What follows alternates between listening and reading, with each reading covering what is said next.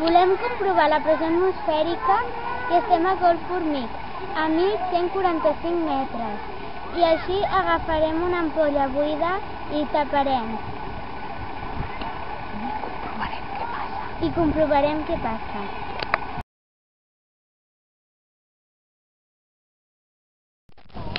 Ara, com que ja estem al nivell 0, a la desembocadura de la Tordera, l'ampolla, com hi ha més pressió atmosfèrica, l'aire de dintre s'ha escongit i l'ampolla s'ha arrugat. I ara obrirem, aviam què passa.